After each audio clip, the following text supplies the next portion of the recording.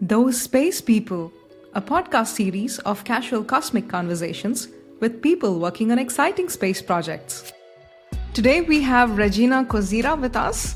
She is the Market Development Manager at Planet right here in Berlin. Welcome to the podcast, Regina. Thank you for having me, Rachana. It's a pleasure to be here. First of all, your title is very interesting, Market Development Manager. It sounds like there's a lot on your plate.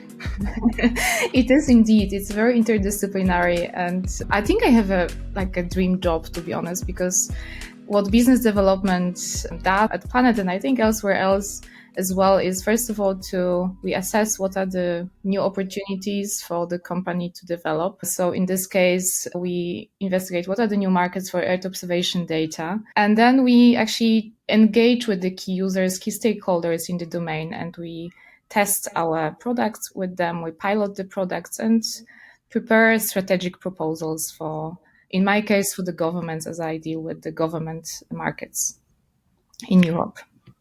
Okay, cool. That's very interesting. We'll go a little bit further deeper into that. But before that, what was super interesting to me about your whole career trajectory is before your current role at Planet, you founded this company called Skyvory Projects.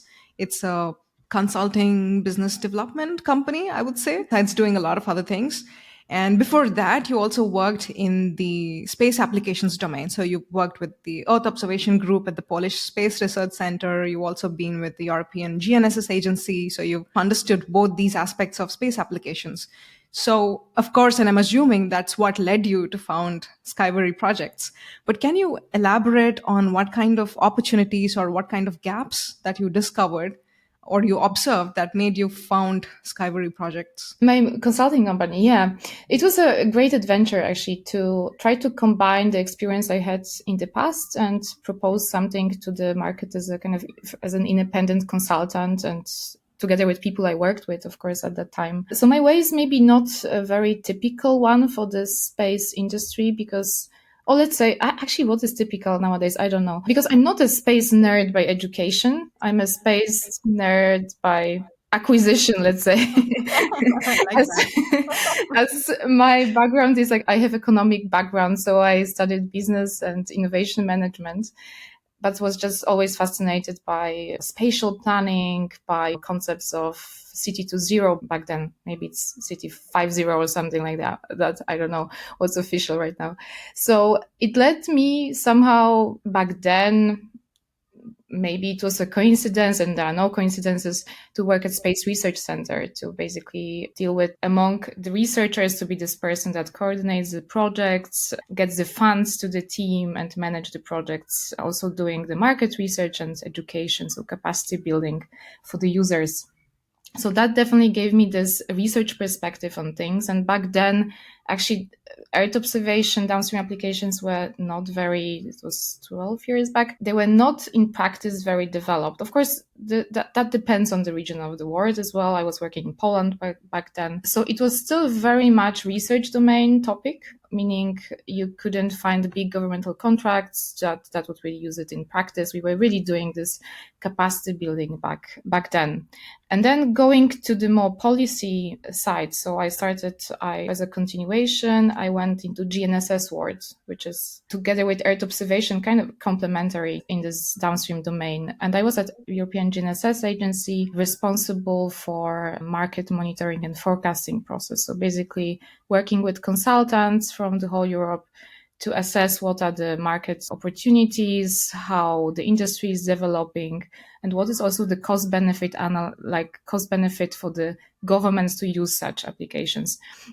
So by combination of this, having the research perspective, then the policy makers perspective, as well as industry that policymakers are working with, that I started my own consulting company, and this network that I built just helped me to just work in very different interdisciplinary projects, mostly from actually space downstream applications, but for also different users and customers. So it was both the institutional organizations like European Commission, European Space Agency, as well as consulting companies themselves and like research institutes and going to the commercial market. So I also worked with some startups to help them to bring their product on the market and so on. Long story short, it led me to work at Planet at the end, because Planet is a company that actually combines all of this experience I had in the past in a perfect way in my case, because Earth observation is a space company. You still need to have a big focus on research. So basically you work with researchers a lot, you work with public institutions a lot, and you of course work with the commercial market, with companies. So here is where I am today. And you asked about the gaps. Oh, sorry for maybe not being. I think in the past, these words were very much disconnected. As I said, like remote sensing was very much like research dominated domain and not really practical. And I think what has happened on the market in the last 10 years, especially, is just fundamental shift from just being more like a research innovation domain to really practical applications that solve the global problems. So I think these words are finally connecting all of the dots, and especially new space is changing how the market is offering remote sensing data, which was very hard to be used in the past, which was not very accessible and expensive. That's I would say in a very general way to integrate these words of all of the practitioners, research, science, commercial domain, and of course policymakers that are leading the. That's very interesting. And you've worked. So for the last 10 years, you've been into this whole downstream applications domain. And then you've also worked across Europe, right? You worked originally in Poland and then in Prague. And also now you're working with the different European governments in facilitating a project and leading a lot of the policy change. So how do different countries across Europe see space or space applications differently? Is it more or less homogeneous, or are there any stark differences in the way these different countries approach space, be in terms of technology or research spendings or policy or any other aspect? I think actually space is having its time right now. The budgets, I think, are higher than any time else in the history, because there are two fundamental global shifts. So first of all, the sustainability shift, and second of all, digitalization. So with these two macro trends, you call them, or simply transformation that we need to go through, just it's finally recognized that space is the answer to this problem, or it can help many of the problems. Of course, it is not very homogeneous between regions, how they make decisions, what budgets they have, and what is their kind of space maturity, right, as it comes to infrastructure and capacity to even use it in different countries. But what is, I think, getting kind of like universal, I hope I could say, that is that this recognition that we don't really talk about slides and really details in our conversations. We really talk about problems, what it can bring to the government. And I think the climate change, that is alarming issue, security, of course, issues that are like, I think never were in our part of the world for a long time. It's the first time that it's really alarming what's going on in this part of the world with the war in Ukraine, for example. And also like just global trends that have really local impacts on our personal life, food security, soil degradation and desertification, water quality and accessibility, and so on. These are things that are just very universal, and it's just, there is no choice, I would say. Of course, it is, when we talk about the budgets, there are absolutely different budgets when you talk with the, I don't know, government in Poland or UK or Germany. But still, I think what is nice that there is a need for change, and satellite data is just a fundamental basis for making decisions. So I hope it will not be so different in the future, just for as it comes to who's using the data. Yeah. Yeah, I absolutely understand that, because a lot of times when people from the space sector are talking, we focus a little too much perhaps on the technology aspects of things. And then we often ignore the end users who at the end of the day don't really care about how big your satellite is or what's the power consumption, or I don't know, probably a little bit about data security, but that's about it. They don't really Absolutely. care about any of the design aspects, only how often they're getting the data, what kind of data, and what's the coverage. Yeah, that's true. And I believe that's why we need to get more and more people and draw more and more non-space people, the actual users, into these conversations and involve them in these conversations. Absolutely. And I think, especially in the downstream world, this space, non-space is a very blurry division right now, because when we look at the service providers that are delivering solutions, they use the best data possible. And it's not always space data that needs to be always combined to have the full picture and the deep analysis. So, of course, space data is fantastic and as I said, fundamental to have the basis for decisions. However, it needs to be complemented for many use cases with local data, with ground truth data, with airborne, and even the local data. I think this data integration is definitely something that everyone is talking about right now. And practically, there are still some challenges, right? Like how to implement it. But I think in the future, we will just not differentiate between space data and any other. It's just data. Yeah. It provides information. Exactly. It's part of the national infrastructures, essentially. Yeah. Absolutely, yes. Another aspect of this is there is lots of data and more data. So if I would say what is very interesting in my job is to understand the processes, what is the process for decision makers between data, information, knowledge, and simply decision at the end. The data is a fundamental basis, like science proof for decisions. However, decision making is much more complicated than just having facts. It's much more complicated, and it's also many cultural differences. Even culture has a big impact on how some governments make a decision and so on. So it's a fascinating conversations we have on a daily basis with different stakeholders. That sounds very interesting. Are there any examples that you can share? I think I cannot give you from real life a certain government or something, but just to have, when you have this pyramid of, let's say, you can even compare it with the value chain of Earth observation market, that there are providers of just data. You have this the images words, 1,000 words.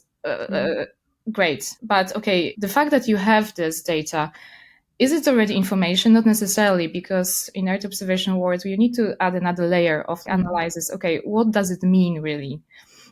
Which builds some kind of knowledge and understanding what is going on our planet in this case. And then decision making is a different set of different things. So first of all, you have this facts or knowledge or information here, but then you also have people behind it. You have processes, you have other technologies, and you have culture simply that also affects a lot. And this is all packaged also in the political, of course, aspects that are very important for, let's say, big governmental players, how they make decisions and what are the priorities.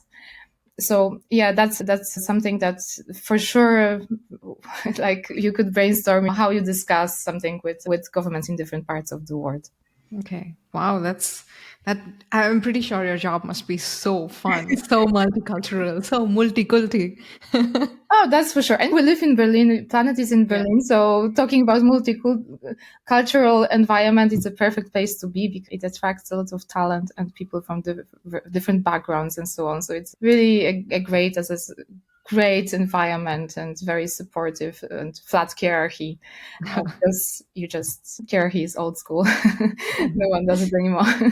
Yeah, absolutely. Having been also in the startup space and especially in the space sector, in the startup space or these new company space, of course, Planet is not really a startup anymore. It's a huge company. But with the vibe, it's very flat and it's very friendly and very, very, I don't want to say Silicon Valley, but the nice aspects of Silicon Valley.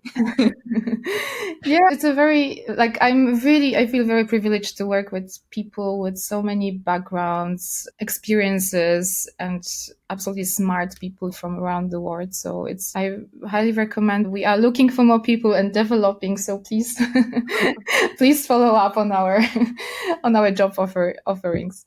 Yeah, absolutely. I'm sure Planet is a fantastic place to work. So what can you talk about your colleagues or your fellow market development managers? What kind of backgrounds do they come from? Do they also have an economics or a policy or a similar background to you? I think it's very actually different depending on the people. So first of all, we have also a science team. So these are the people that usually are scientists by education and had experience also with just basically working in research. So that's very key. We have a big education and research program that is also run by business development at Planet. It is first step for our business, actually, in connection with the research world, and just to test what's possible. So these people are more like technical scientists and so on.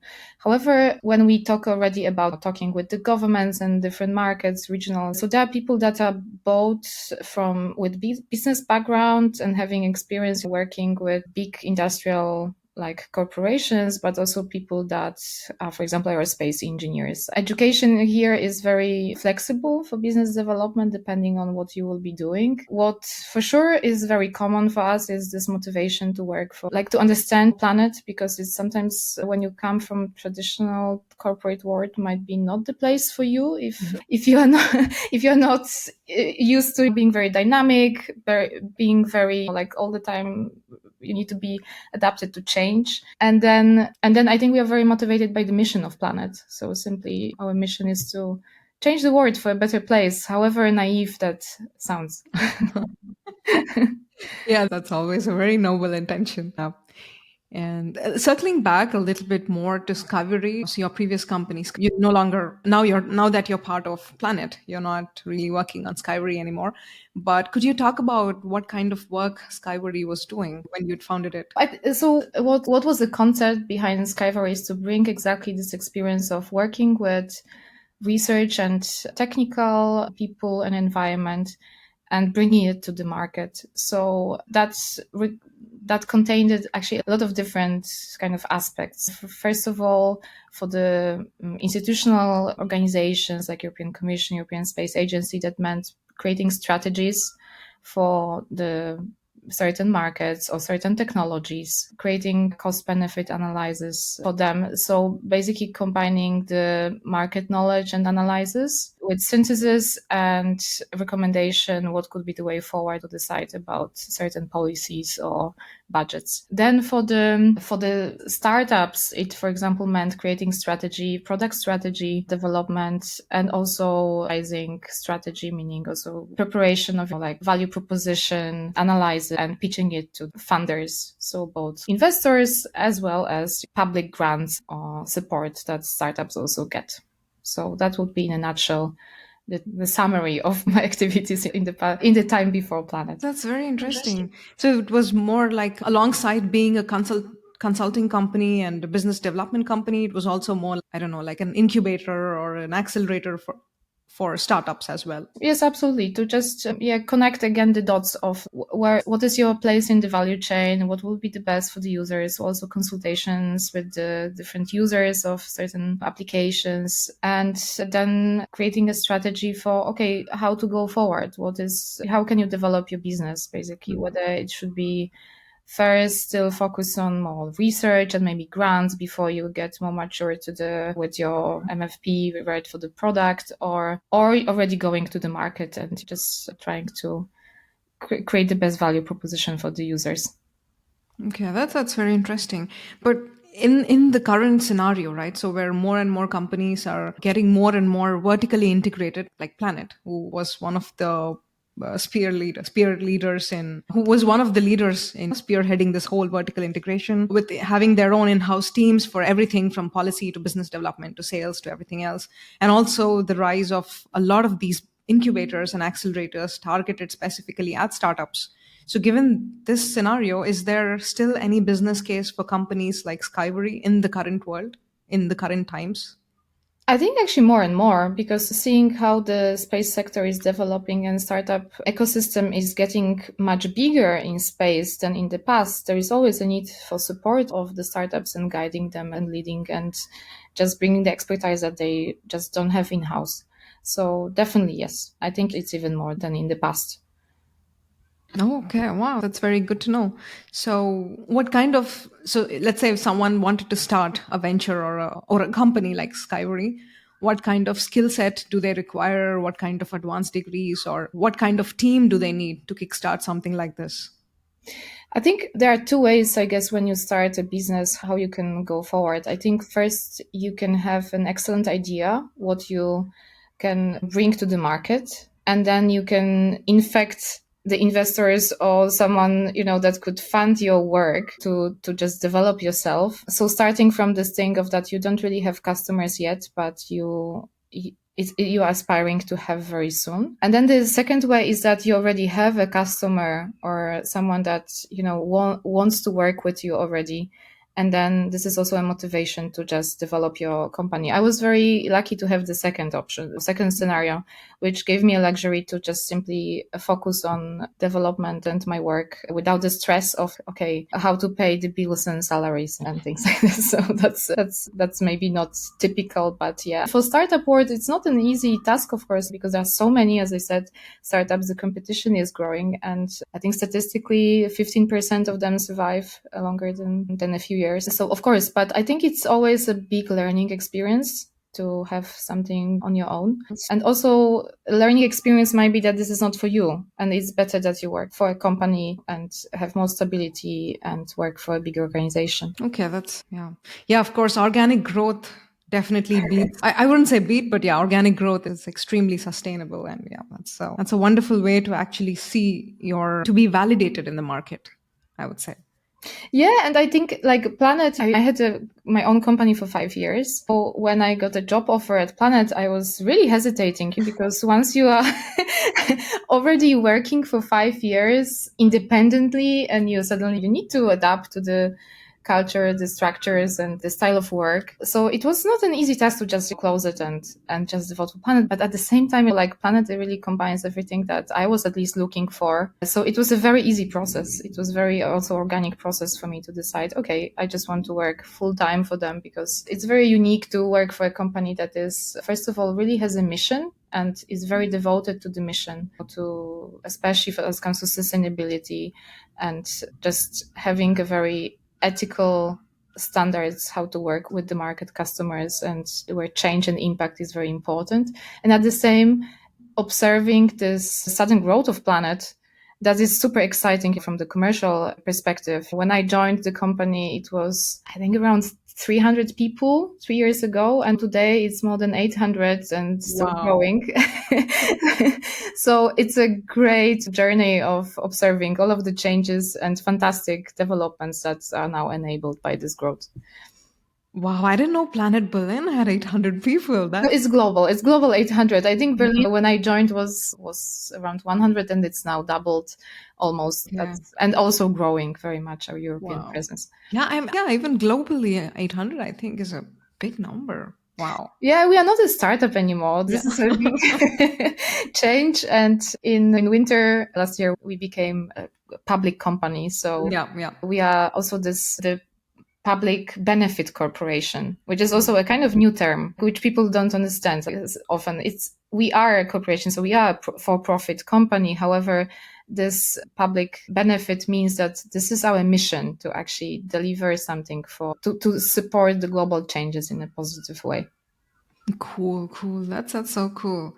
I love it how we're all now sustainability. Probably 5 or 10 years ago, people weren't really talking about sustainability, but now we are all much more aware, much more responsible, much putting in more efforts, striving towards sustainability. And that's really fantastic. Yeah. And it's really important that companies as big as important as Planet, should really take it upon themselves. That's really great. So yeah, talking a little bit more about the Earth observation market, right? So we all know there's more and more constellations being announced every other day. And so what kind of scope do you think is there? First of all, is there a need to have more and more imaging constellations? Is there a gap in data, or is there a gap in the kind of bands, the kind of resolution we need? Or do we need more revisit time? Do we need just better imagery? So is there really a need for having more and more constellations?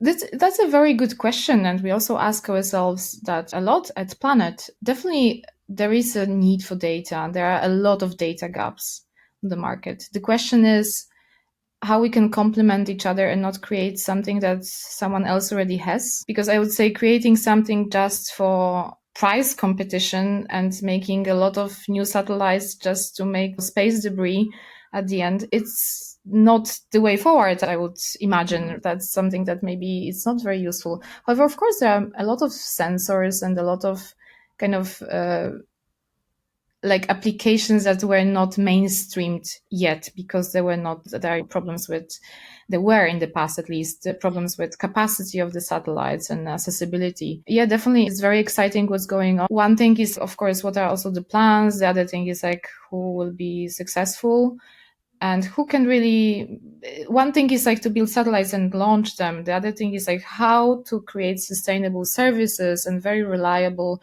trustful just product for the users that they can use in their workflows and so on. So that's exciting times also ahead of us. And I guess, as I said, I would be more a fan of working together and complement each other than creating something that already exists.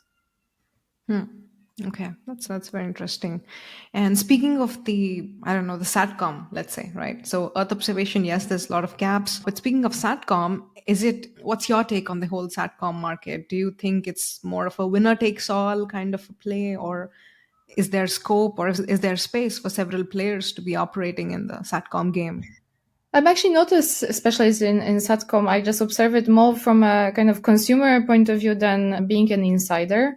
Definitely, SATCOMs, they were always, this satellites and this market was always somehow separate from Earth observation in GNSS Yeah. because it was commercial from the beginning. Yep. So in this way, our words were not really even speaking at the same conferences a lot, just because they were going already to the customers. It's also very much changing in our world that like Earth observation and GNSS companies and so on, they are more going to the more applications or just problems discussions and not really technology focused. I don't know. I know that, for example, there are the most satellites that are flying above us are actually the telecommunication satellites right now. So the question is, what is the limit?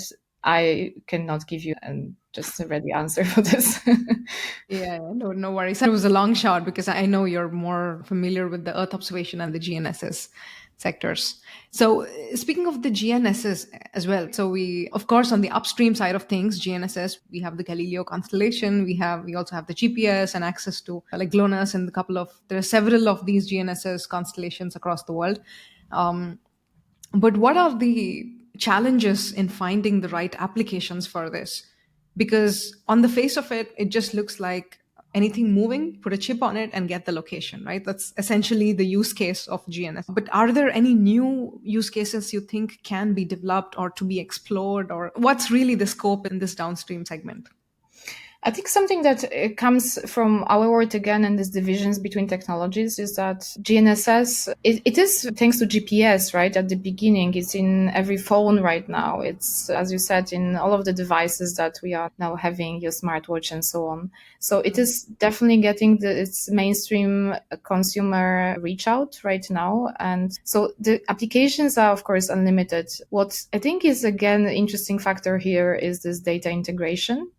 So, for example, combining GNSS and Earth observation, it's not an obvious thing, and it still doesn't exist in practice so much. Knowing also how the sensors, how you can process the signal and make it, stream it in your application.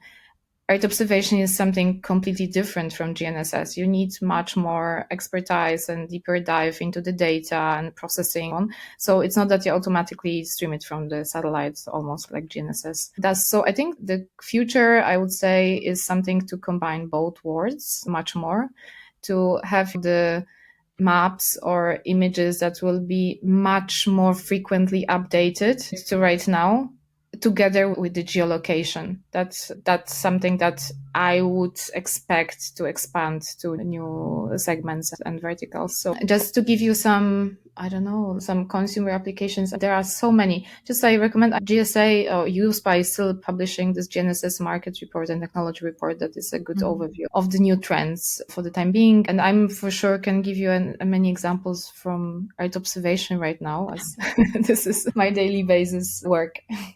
Yeah, definitely. I'll definitely check this report out. I'm very surprised because, of course, I've never really worked much in the downstream side of things. But as somebody who just works on the upstream, knows a little bit, I've always thought take a satellite image because as part of the post production, there's something that there's something they do called geotagging, just geotag an image. And I thought, hey, there's an image, there's a lat long, and you're done.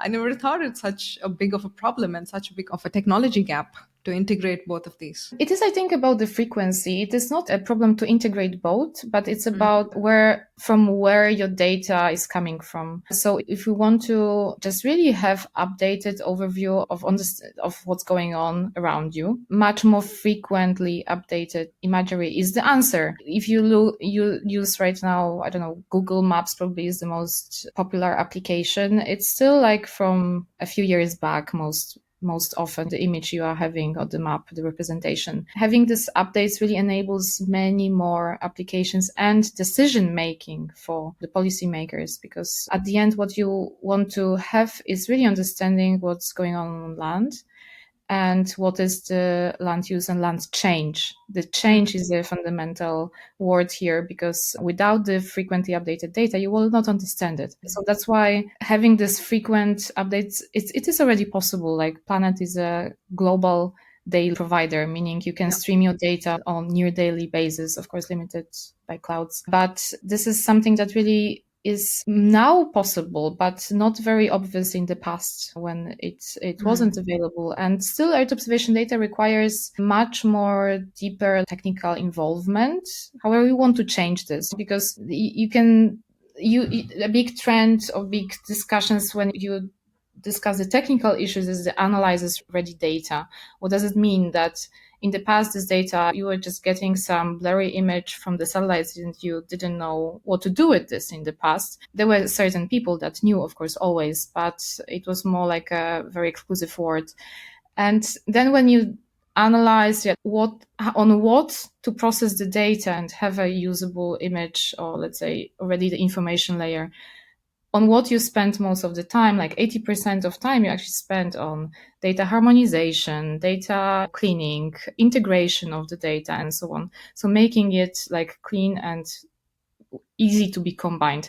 So what actually Planet does, and this is in our product already, is like we are making this 80% a kind of remove from the workflows of our customers to be like really specialists on like providing the data that is very easy to be used and streamed in your workflows. So it is possible. However, of course, it took us a long time to get there as well. So this expert knowledge is becoming now much more for masses.